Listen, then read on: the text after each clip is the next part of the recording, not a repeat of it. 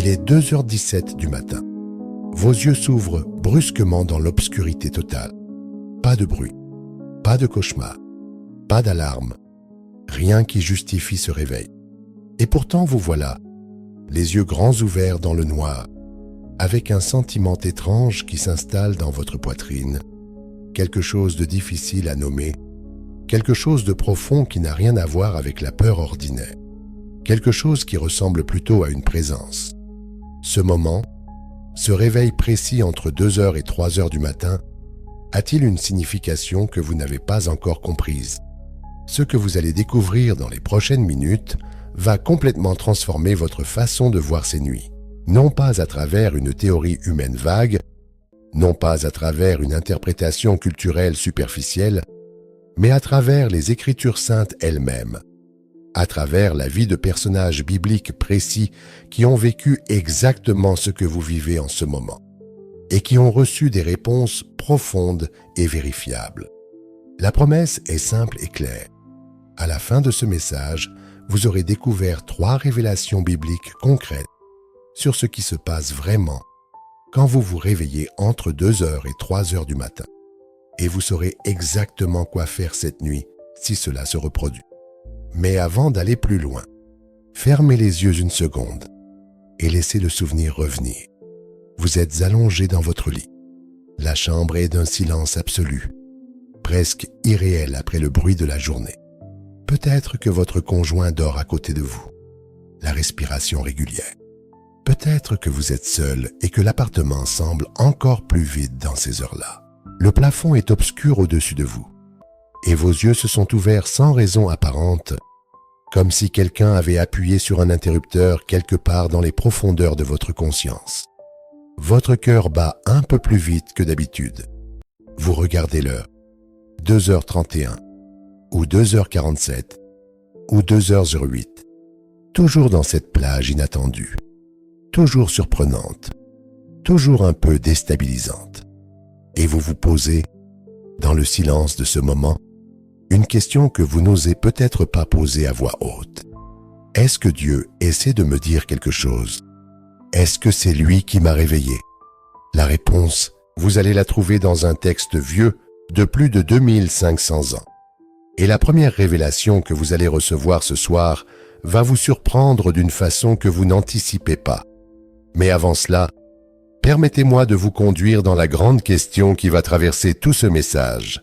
Et si ces réveils nocturnes, que tant de croyants vivent sans les comprendre, étaient en réalité un des moyens les plus anciens et les plus profonds par lesquels Dieu communique avec son peuple? 3 révélations vont répondre à cette question. Et la troisième, la révélation finale, va vous donner quelque chose de très concret à faire dès ce soir. Mes chers amis, bienvenue dans ce message qui a été préparé avec soin spécialement pour vous. Pour ceux qui ont vécu ce réveil dans l'obscurité de la nuit et qui cherchent une réponse qui aille au-delà de la médecine du sommeil. Pour ceux qui sentent confusément que Dieu est à l'œuvre dans leur vie mais qui ne comprennent pas encore comment il parle dans ces heures étranges. Pour ceux qui veulent une foi ancrée dans la parole et non dans le sentiment seul. Ce message va explorer 3 révélations tirées directement des Écritures. 3 vérités qui éclairent d'une façon nouvelle, surprenante et profonde ce phénomène que des millions de chrétiens vivent chaque nuit sans en comprendre le sens. Depuis le commencement de la Bible, la nuit a été un temps de rencontre entre Dieu et l'être humain. Ce n'est pas un accident culturel ni une coïncidence littéraire. La nuit possède dans les Écritures une fonction théologique précise et documentée. C'est dans la nuit que Dieu est apparu à Abraham pour sceller son alliance avec lui. Dans Genèse 15, versets 12 à 17, alors qu'Abraham sombrait dans un profond sommeil, Dieu a traversé l'alliance en forme de torche enflammée dans l'obscurité. C'est dans la nuit que Jacob a lutté avec l'ange jusqu'à l'aube, dans Genèse 32, et que son nom a été transformé en Israël, le combat nocturne qui a changé l'identité d'un homme et l'avenir d'un peuple entier. C'est pendant les heures les plus profondes de la nuit que Moïse a reçu l'instruction de sortir d'Égypte, lors de la 10e plaie, quand le messager divin a traversé la terre pendant la nuit. La nuit n'est pas un temps d'absence divine dans les Écritures. La nuit est, dans tout le témoignage biblique, un espace de présence intensifié, un espace où les distractions du jour se taisent et où la voix de Dieu peut se faire entendre avec une clarté différente. Le roi David l'avait compris avec une acuité extraordinaire, et ces psaumes transmettent encore aujourd'hui cette compréhension profonde de la nuit comme espace de communion. Dans le psaume 63, verset 7, il écrit ces mots saisissants. « Quand je pense à toi sur mon lit, je médite sur toi pendant les veilles de la nuit. » Le mot hébraïque utilisé ici pour veille de la nuit est Ashmurot, un terme technique qui désigne les divisions formelles de la nuit, les périodes de garde que les soldats effectuaient en se relayant pour surveiller les remparts de la cité pendant les heures obscures. Dans le monde de l'Antiquité, la nuit était divisée en veilles, des quarts de garde successifs, pendant lesquels des hommes restaient éveillés pendant que tous les autres dormaient. David n'était pas en train de décrire une insomnie douloureuse. Il décrivait une pratique délibérée, une garde spirituelle volontaire qu'il exerçait pendant les heures où tout le monde autour de lui était plongé dans le sommeil. Cette image est extraordinaire pour nous qui vivons ces réveils nocturnes inattendus. Vous qui vous réveillez à 2 heures ou 3 heures du matin sans raison, vous êtes peut-être en train d'être appelé à prendre votre tour de garde, sans même l'avoir choisi, sans même l'avoir compris. Le roi David, dans ce même psaume, au verset 2, utilise un verbe hébreu absolument révélateur pour décrire sa relation à Dieu dans ces heures. « Je te cherche avec ardeur ». La formulation hébraïque est « shakar eka » et ce verbe « shachar » est directement lié au mot qui désigne l'aube, le premier frémissement de lumière qui précède le lever du soleil. Shachar signifie chercher Dieu à l'heure précise où la nuit commence à céder, à la frontière entre l'obscurité absolue et la première clarté. C'est une fenêtre temporelle spécifique, et les Hébreux y attachaient une valeur spirituelle profonde. C'est l'heure du Shachar, qui était l'heure par excellence de la recherche de Dieu. Le prophète Samuel, enfant encore, a reçu son premier appel divin dans la nuit d'une façon qui éclaire directement ce que vous pouvez vivre.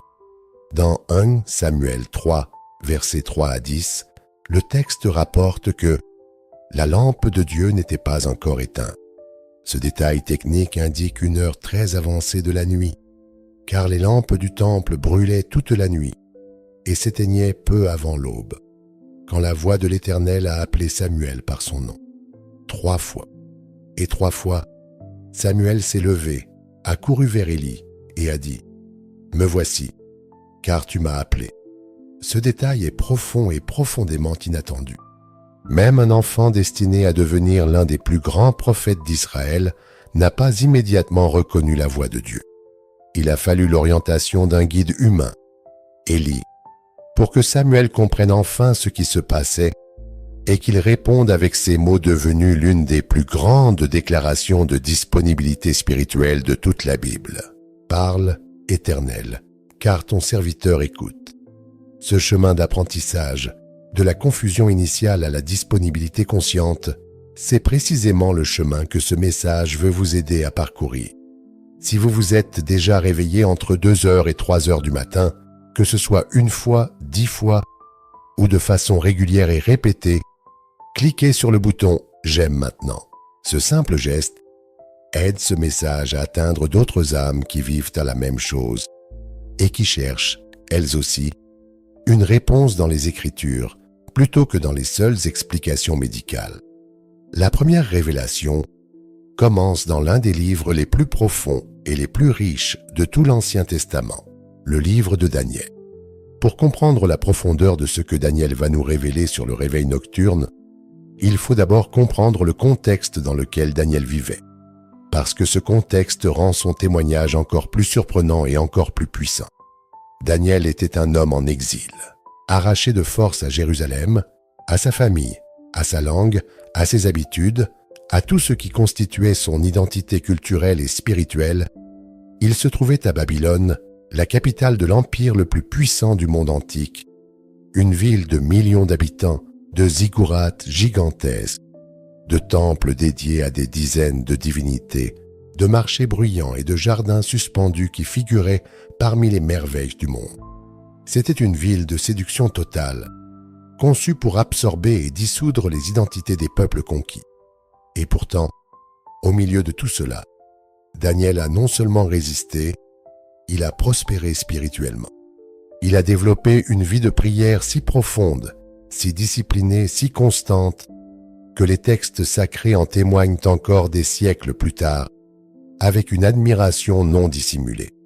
Le chapitre 6 de Daniel, au verset 10, nous dit que Daniel priait 3 fois par jour, les fenêtres ouvertes en direction de Jérusalem, cette direction symbolique vers la ville de Dieu, vers le temple détruit, mais toujours présent dans son cœur et dans ses prières.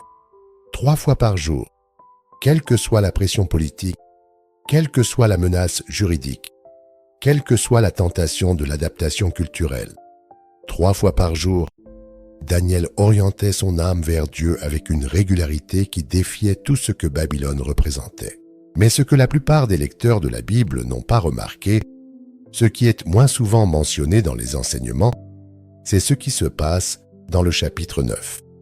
Daniel chapitre 9, verset 21, décrit un moment qui devrait vous toucher directement.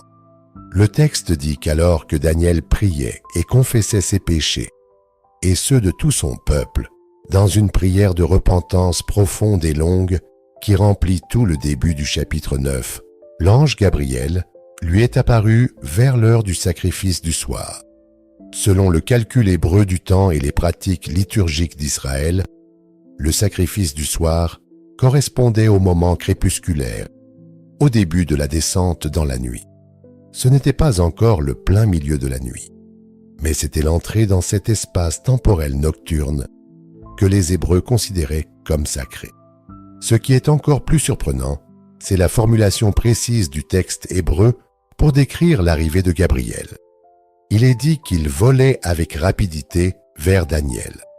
Le mot hébreu utilisé ici est Ya'ash, qui signifie littéralement s'élancer avec une ardeur épuisante, comme quelqu'un qui s'est hâté depuis un lieu très éloigné et qui a couru de toutes ses forces pour ne pas manquer un rendez-vous d'une importance absolue. L'image que ce mot crée est bouleversante. Le ciel n'a pas attendu. Le ciel s'est précipité vers Daniel. Le ciel a couru. Et pourquoi? Parce que Daniel priait, parce qu'il s'était rendu disponible, dans les heures de la nuit qui commençaient, avec une sincérité et une intensité que les textes nous transmettent encore avec une clarté saisissante. Il y a une autre dimension du texte de Daniel qui éclaire directement le phénomène du réveil nocturne et qui est moins connue, moins enseignée, mais tout aussi profonde. Au chapitre 7, Daniel commence son récit de vision en disant explicitement « La nuit, dans mes visions ». Ce n'est pas une indication temporelle anodine. C'est une déclaration théologique. Les grandes révélations de Daniel, les 4 bêtes, le Fils de l'homme, les royaumes qui se succèdent, sont venus dans la nuit. La nuit était le laboratoire des révélations divines pour Daniel. La nuit était le moment où le rideau entre le visible et l'invisible devenait plus fin, plus perméable, plus ouvert à la traversée du divin. Et dans le chapitre 10, une révélation encore plus profonde attend le lecteur attentif. Au verset 1, nous apprenons qu'une parole d'une importance capitale a été révélée à Daniel. Mais il y a une condition particulièrement inattendue qui précède cette révélation. Daniel a jeûné pendant 21 jours. 3 semaines de jeûne, 3 semaines de deuil, 3 semaines de prière intense et de disponibilité spirituelle prolongée. Et c'est au terme de cette période, et non au début, qu'un être céleste l'a touché et lui a expliqué quelque chose de fondamental et de surprenant. Il lui a dit « Dès le premier jour où tu as appliqué ton cœur à comprendre et à t'humilier devant ton Dieu, tes paroles ont été entendues, et c'est à cause de tes paroles que je suis venu. » Première partie de Daniel 10, verset 12. Le ciel avait reçu la prière de Daniel dès le premier jour. Mais l'envoyé céleste était arrivé au bout de 21 jours. Ce passage enseigne quelque chose que beaucoup de croyants ne savent pas et qui devrait réorienter complètement leur façon de comprendre les réveils nocturnes répétés. La persévérance dans la disponibilité spirituelle, la disposition à continuer de se lever, à continuer de prier, à continuer d'être présent dans ces heures nocturnes, même sans résultat immédiatement visible, n'est pas un signe que Dieu n'entend pas. C'est le terrain dans lequel la révélation germe. Daniel avait été entendu dès le premier jour. La réponse a pris 21 jours à arriver.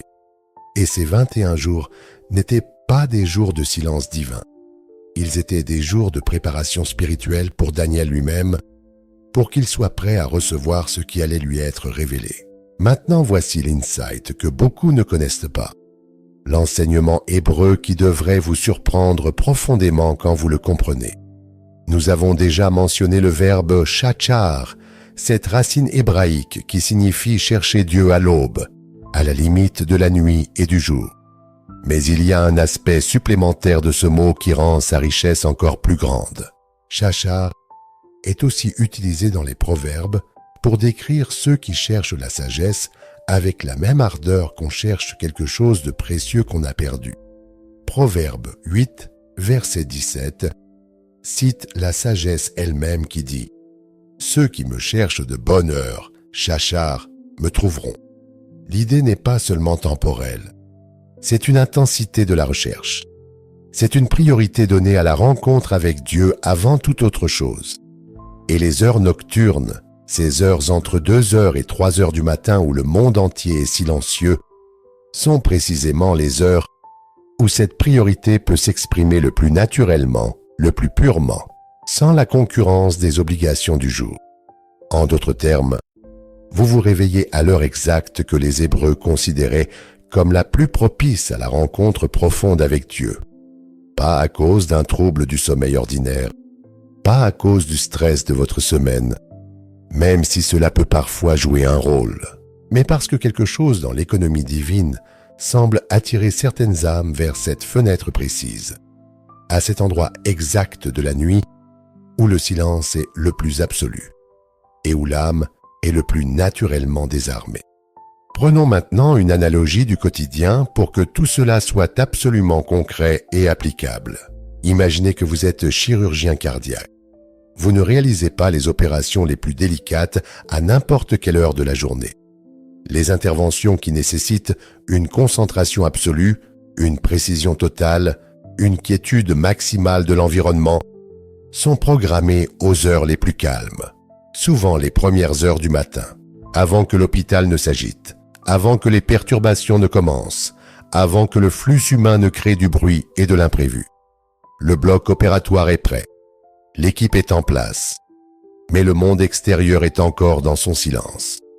De la même façon, il existe des moments dans la vie spirituelle, ces fenêtres que Dieu semble choisir lui-même, où il opère sur les parties les plus profondes de l'âme, là où aucun bruit du jour ne peut intervenir, là où la concentration est maximale parce que les distractions sont minimales. L'heure entre 2 heures et 3 heures du matin est exactement cette heure-là. Ce n'est pas une métaphore poétique vague ou un confort sentimental. C'est une observation ancrée dans des décennies et des siècles de pratiques spirituelles documentées dans les Écritures de l'Ancien Testament, avec une cohérence remarquable. Daniel l'a vécu sous les étoiles de Babylone. David l'a décrit dans ses psaumes écrits dans les grottes du désert. Samuel l'a expérimenté dans son enfance dans le temple d'Élie. Et des millions de croyants à travers les siècles, sur tous les continents, dans toutes les langues, ont témoigné de la même réalité profonde et surprenante. Quand on se réveille à 2 heures ou 3 heures du matin sans raison apparente, quelque chose de profond est souvent à l'œuvre, quelque chose qui mérite d'être accueilli plutôt que résisté. La question qui s'ouvre maintenant était naturelle et urgente. Si l'Ancien Testament révèle que la nuit est un espace de rencontre divine, un temps où Dieu initie la communication avec son peuple, qu'est-ce que le Nouveau Testament vient ajouter à cette révélation? Et plus précisément, qu'est-ce que la vie et la pratique de Jésus lui-même viennent dire sur ces heures nocturnes? parce que la deuxième révélation va vous toucher d'une façon encore plus directe et encore plus personnelle.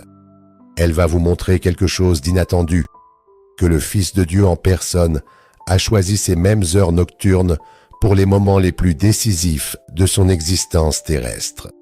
Si cette révélation sur le réveil nocturne vous touche, écrivez « Dieu me parle la nuit » dans les commentaires. Et abonnez-vous pour continuer ce chemin ensemble, parce que la deuxième révélation va approfondir encore ce que vous venez de recevoir, et la troisième va vous donner des gestes concrets pour cette nuit.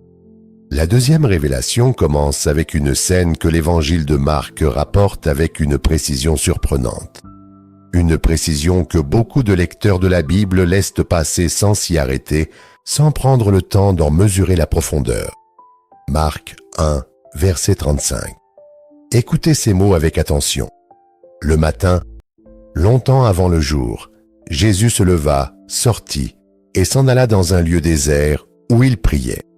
Prenons le temps de nous arrêter sur la formulation exacte du texte grec original, parce que ce que le grec révèle va vous surprendre profondément. L'expression grecque est proi enouchalian, et chaque mot de cette expression est significatif. Proi désigne le matin très tôt. Enoucha désigne l'obscurité de la nuit. Pas le crépuscule, pas l'aube grisâtre qui commence, mais la nuit noire et dense dans toute sa profondeur. Et lian est un adverbe d'intensité extrême. Il signifie très, excessivement, au-delà de l'ordinaire. Mettez ces trois mots ensemble et vous obtenez une image très précise. Jésus s'est levé alors qu'il faisait encore profondément nuit.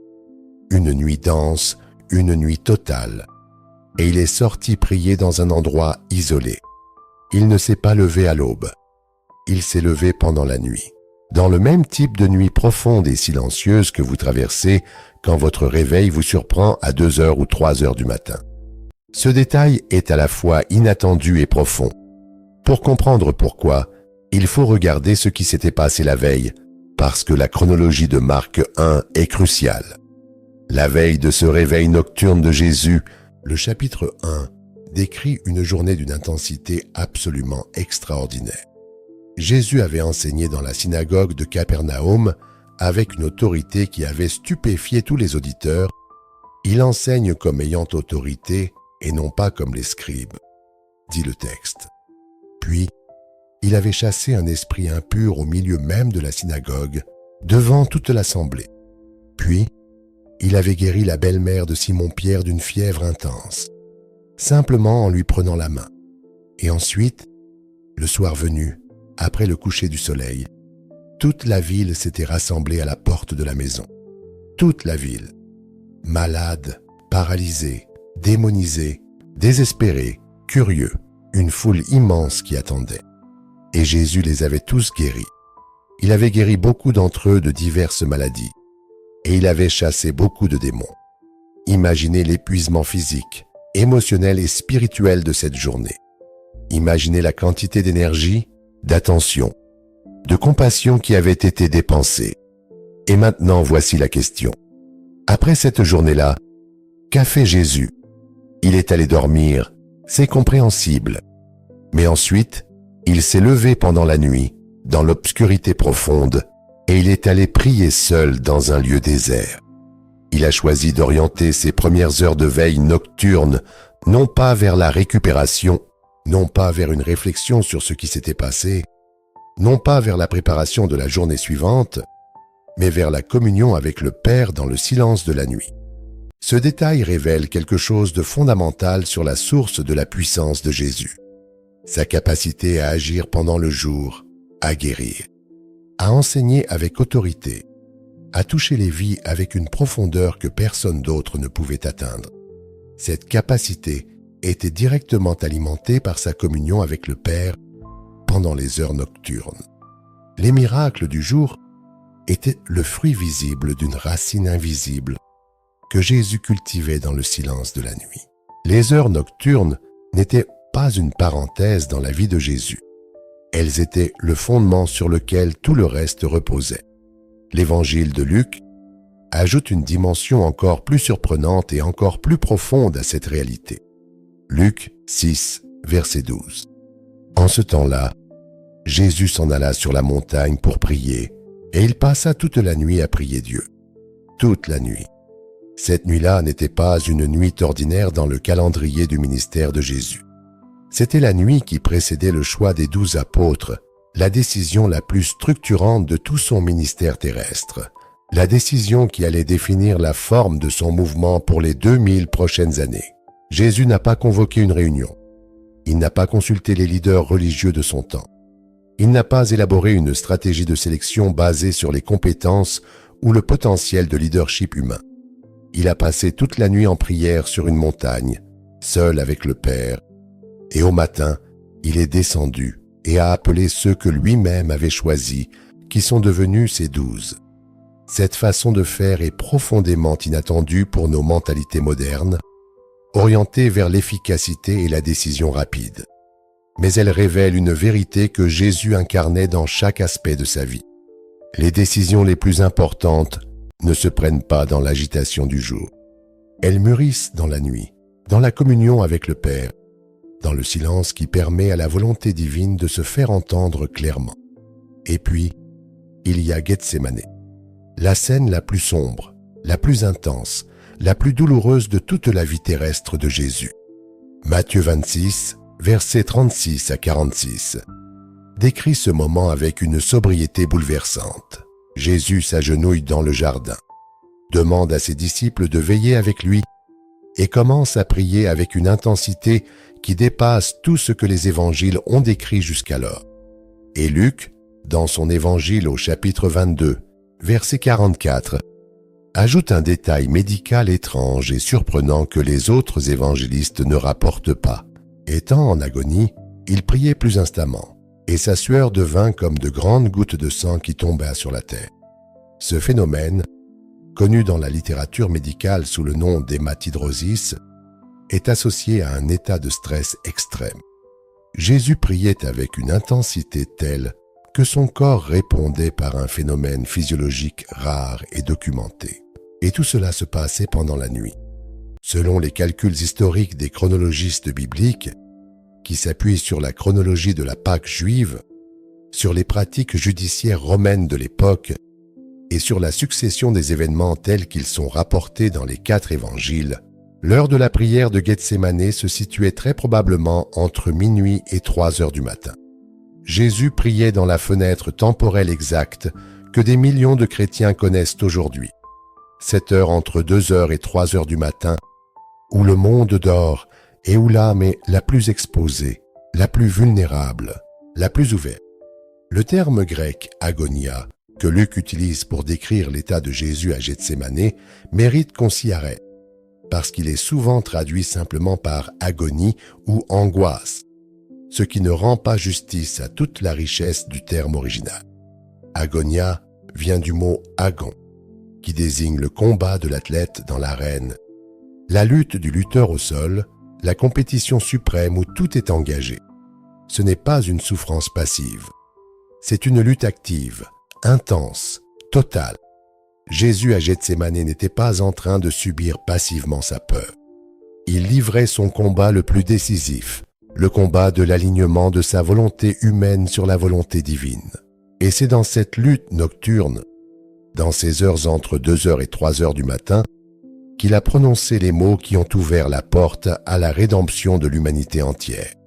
Non pas ma volonté, mais la tienne.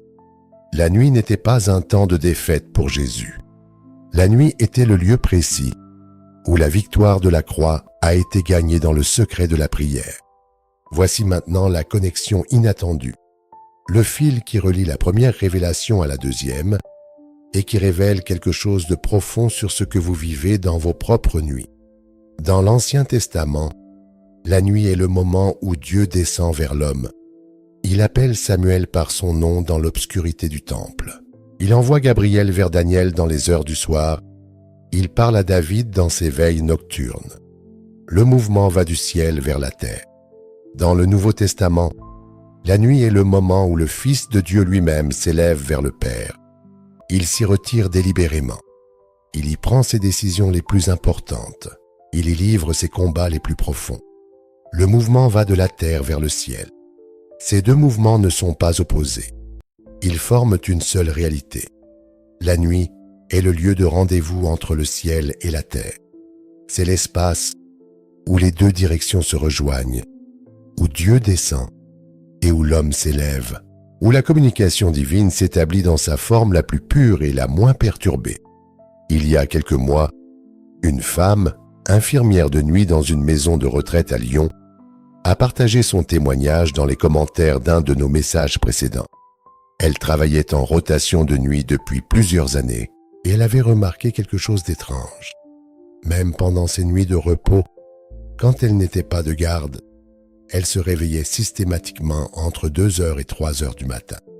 Au début, elle a pensé que c'était simplement son corps qui avait perdu le sens normal du rythme circadien à cause des rotations. Elle prenait un verre d'eau, regardait son téléphone et essayait de se rendormir. Mais un soir, elle ne sait pas pourquoi. Elle dit simplement qu'elle n'avait pas envie de regarder le téléphone cette nuit-là. Elle a simplement posé ses mains ouvertes sur le lit. Et elle a dit à voix basse, dans l'obscurité de sa chambre, « Seigneur, si tu es là, je t'écoute. » Et elle dit qu'il ne s'est pas passé quelque chose de spectaculaire. Pas de voix audible, pas de vision. Mais une paix, dit-elle, qu'elle n'avait pas ressentie depuis très longtemps.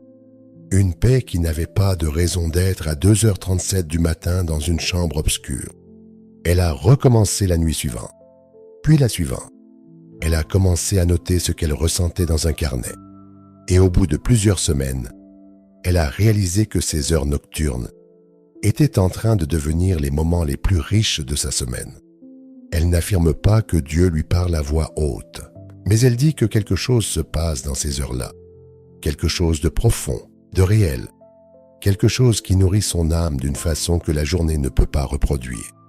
Cette femme a découvert, par expérience vécue, quelque chose que les Écritures enseignent depuis des millénaires avec une cohérence remarquable.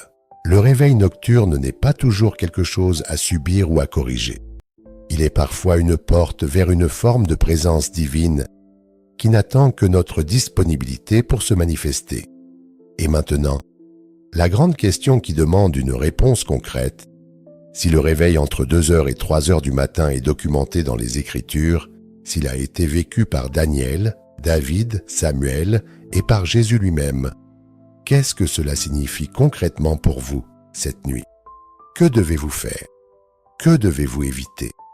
Et comment discerner si c'est vraiment une invitation divine, plutôt qu'une simple perturbation du sommeil liée à votre biologie ou à vos préoccupations quotidiennes?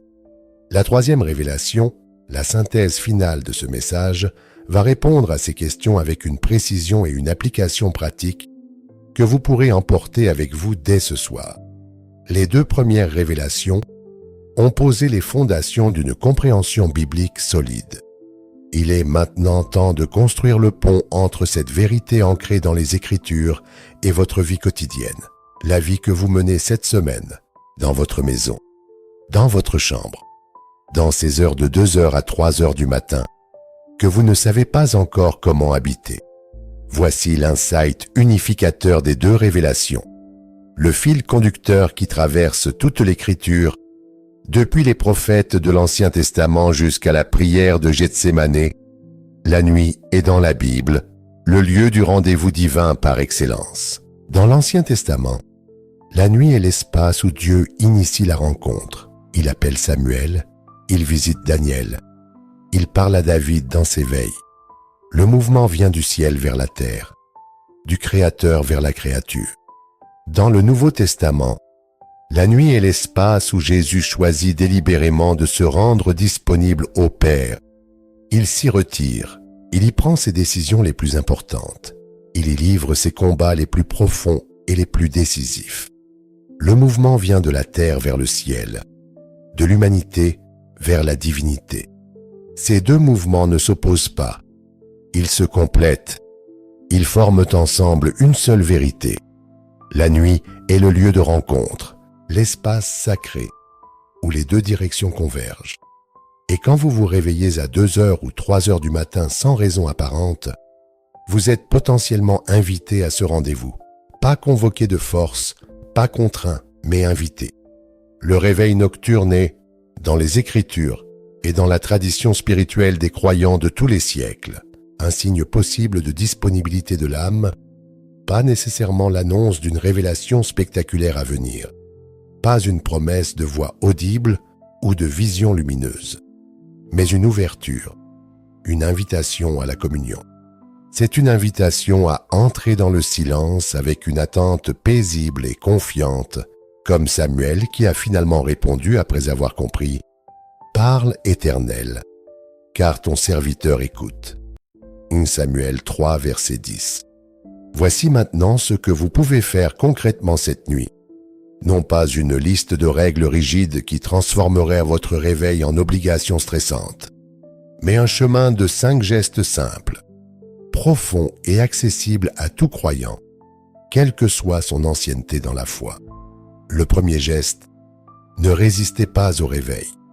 Quand vos yeux s'ouvrent à 2 heures ou 3 heures du matin, la première réaction naturelle et instinctive est de fermer les yeux de force, de chercher une position plus confortable et d'essayer de vous rendormir aussi vite que possible. C'est un réflexe compréhensible. Vous avez une journée à gérer, des responsabilités à assumer, un corps qui a besoin de repos. Mais avant de céder à ce réflexe, prenez une pause de 30 secondes. Juste 30 secondes. Respirez lentement et profondément. Prenez conscience du silence qui vous entoure. Ce silence qui, à 2 heures du matin, est plus absolu qu'à aucun autre moment de la journée. Et posez cette question simple, intérieure, sans forcer. Seigneur, es-tu là? Est-ce que tu veux me dire quelque chose? Pas une supplication anxieuse, juste une ouverture tranquille. 30 secondes de disponibilité offerte librement. Le deuxième geste, ne remplissez pas le silence. Nous vivons dans une civilisation qui a développé une relation profondément ambivalente avec le silence. Et souvent, une véritable peur de lui. Dès que nous nous réveillons, notre main cherche instinctivement le téléphone. Nous consultons les notifications, les messages, les nouvelles, les réseaux sociaux. Nous allumons la lumière. Nous commençons à penser à ce que nous avons à faire. Et en faisant cela, nous détruisons la seule ressource que ces heures nocturnes possèdent de façon unique et irremplaçable, le silence. Si vous sentez que ce réveil pourrait avoir une dimension spirituelle, résistez à l'impulsion de remplir ce silence pendant au moins les 5 premières minutes. Laissez-le être. Laissez-le vous entourer. Le silence nocturne est un espace que la plupart des gens ne fréquentent jamais dans toute leur vie. Et c'est précisément pour cela que Dieu semble le choisir pour certaines de ses communications les plus profondes. Le troisième geste, utilisez le psaume 63 comme ancre spirituelle. Ce psaume est, dans toute la Bible, le psaume de la nuit par excellence. David l'a écrit dans le désert de Juda, un désert réel, un désert physique, dans un contexte d'isolement, de danger, de vulnérabilité totale. Et pourtant, les mots qui en sortent sont d'une profondeur et d'une beauté qui traversent les millénaires. Verset 2. Dieu, tu es mon Dieu, je te cherche avec ardeur. Shachareka, cette recherche à l'heure de l'aube, cette priorité absolue donnée à la rencontre avec Dieu. Mon âme a soif de toi, mon corps soupire après toi dans une terre aride, desséchée, sans eau. Et au verset 7, quand je pense à toi sur mon lit, je médite sur toi pendant les veilles de la nuit. Ces mots, récités doucement dans l'obscurité de votre chambre, ont une puissance que les théologiens et les mystiques chrétiens ont appelée anamnèse, la remémoration active qui rend présent ce que l'on évoque. Quand vous récitez le psaume 63 à 2 heures du matin, vous n'êtes pas seul dans votre chambre. Vous rejoignez David dans les grottes du désert de Juda. Vous rejoignez des millions de croyants à travers les siècles qui ont prié ces mêmes mots dans les mêmes heures. Vous entrez dans une communion qui dépasse votre solitude nocturne et qui vous inscrit dans quelque chose de beaucoup plus grand que vous-même. Le quatrième geste, Ouvrez vos mains plutôt que de les fermer. Voici un geste physique simple, concret et profondément symbolique. Au lieu de vous rouler en boule dans votre couverture, allongez-vous sur le dos et ouvrez vos paumes vers le haut. Un geste de réception, un geste d'ouverture. Pas de liste de demandes, pas de supplications urgentes, pas d'inventaire de problèmes à soumettre à Dieu. Juste cette posture physique qui dit quelque chose à votre corps et à votre âme. Je ne cherche pas à contrôler ce moment. Je reçois. Je suis disponible. Je suis là.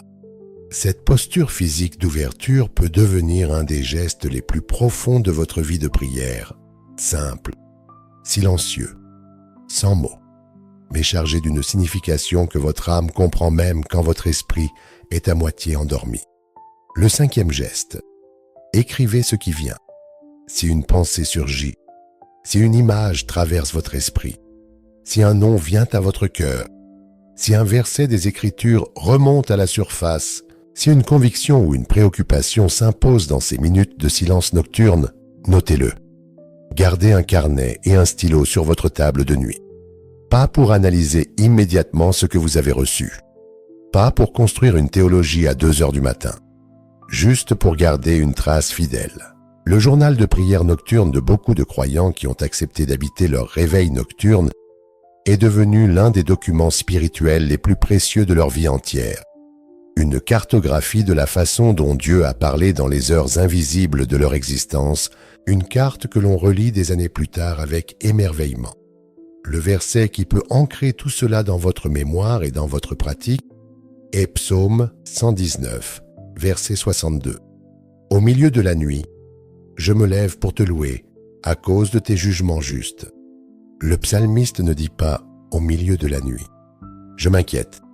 Il ne dit pas « au milieu de la nuit, je cherche une explication ». Il dit « je me lève pour te louer ». C'est une décision, une orientation délibérée de l'âme dans un moment qui aurait pu être absorbé par l'anxiété, par l'ennui ou par la résistance frustrée au réveil. Cette décision est accessible à chacun d'entre vous, cette nuit, quelle que soit votre situation, quelle que soit votre ancienneté dans la foi, quel que soit l'état de votre vie spirituelle en ce moment. Prions ensemble maintenant. Approchez-vous de ce moment avec le cœur ouvert. Père céleste, toi qui connais chaque nuit que nous traversons, toi qui sais le nombre exact de fois où nous nous sommes réveillés à 2 heures ou 3 heures du matin dans l'obscurité, sans comprendre pourquoi, parfois avec inquiétude, parfois avec une étrange paix que nous ne savions pas nommer, nous nous présentons devant toi ce soir avec toutes ces nuits dans les mains. Nous choisissons de ne plus les subir comme un trouble, mais de les recevoir comme une invitation à ta présence. Apprends-nous à ne pas remplir le silence avec nos peurs. Apprends-nous à ouvrir nos mains plutôt qu'à serrer nos poings. Apprends-nous à dire, comme Samuel dans la nuit du temple, « Parle, Seigneur, car ton serviteur écoute. » Que chaque réveil entre 2 heures et 3 heures du matin devienne pour nous un espace de rencontre avec toi. Non pas une promesse mécanique, mais une invitation que nous acceptons librement. Que ta paix, qui dépasse toute compréhension, garde nos cœurs et nos esprits. Au nom de Jésus. Amen. Un Amen dans les commentaires bénira d'autres cœurs qui ont besoin de cette vérité ce soir, dans leur propre nuit. Merci infiniment pour votre présence et pour la fidélité que vous montrez en cherchant à comprendre ce que Dieu veut faire dans votre vie. Et pour approfondir ce que vous venez d'apprendre, je vous invite à découvrir comment prier efficacement dans les heures de la nuit. Le lien vous attend ici. Cliquez et continuons ce chemin ensemble.